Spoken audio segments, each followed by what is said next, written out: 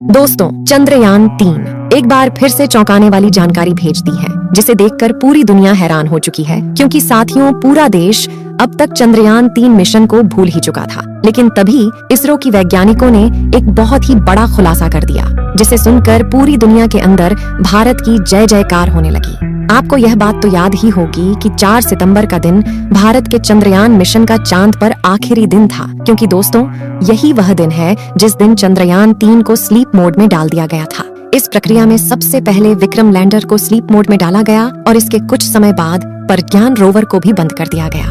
इन सब के पीछे के कारण वहाँ पर अंधेरे का होना था। क्योंकि दोस्तों, 4 सितंबर के बाद वहाँ पर घनघोर अंधेरा छा गया था, जिस कारण सूरज की रोशनी न मिलने पर चंद्रयान-3 काम नहीं करेगा। वहीं दोस्तों, हमारा रोवर अपने आप को सर्दी से बचने के लिए अपने बड़े भाई लैंडर के पास ही खड़ा है। इस वक्त जहाँ पर हमारा विक्रम लैंडर है, उस जगह पर पूरा अंधेरा छाया हुआ है, कहीं पर भी कुछ नजर नहीं आ रहा है। साथ ही सतह का तापमान लगभग -250 डिग्री के पार जा चुका है, जो कि विक्रम लैंडर के लिए असहनीय हो गया है। लेकिन चंद्रयान-3 ने स्लीप मोड में होने के बाद भी इसरो को ऐसी जानकारी भेजी है, जिसे देखकर दुनिया में हाहाकार मच गया है। आइए अब जानते हैं कि आखिर चंद्रयान-3 ने ऐसी कौन सी जानकारी भेजी है, जिससे नासा, जापान, रूस सभी हैरान हो गए हैं और साथ ही इसरो एक बार फिर से चर्चा का विषय बन चुकी है। दोस्तों, यह बात तो आप जानते ही हैं कि हमारा चंद्रयान-3 चांद पर 14 दिन के मिशन पर गया था, जहां पर उसको वहां पर रिसर्च करनी थी। लेकिन ये चांद के जिस हिस्से में गया है,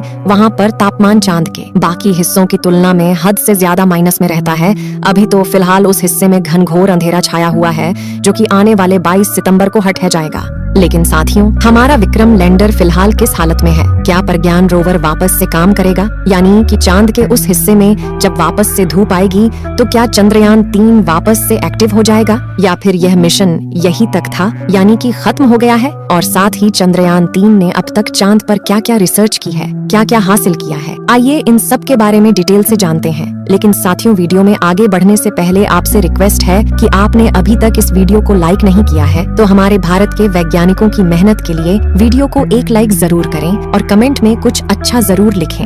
दोस्तों, वो दिन था 4 सितंबर का, जब 8 बजते ही विक्रम लैंडर को स्लीप मोड के अंदर डाल दिया गया। साथ ही इसरो के वैज्ञानिकों ने बताया कि लैंडर के रिसीवर को ऑन रखा गया है। इसी के साथ वैज्ञानिकों ने विक्रम लैंडर और रोवर की पोजीशन को कुछ इस तरह से सेट कर दिया कि जैसे ही 22 सितंबर का दिन आए, तो सबसे पहले सूरज की किरणें यानी कि सूर्य की रोशनी लैंडर और रोवर के सोलर पैनल पर जाकर पड़े, ताकि नींद में सो रहे यह दोनों शूरवीर वापस से एक्टिव हो जाए और अपने मिशन पर लग जाए, यानी कि फिर से चांद की उस खतरनाक दुनिया के अंदर अपना काम शुरू कर दें। क्या आप ये बात जानते हैं कि जब हमारा चंद्रयान-3 स्लीप मोड के अंदर जा रहा था, तब उसने कुछ ऐसा कारनामा करके दिखाया, जिसको देखकर दुनिया भर की तमाम स्पेस एजेंसीज अभी तक हैरानी में है।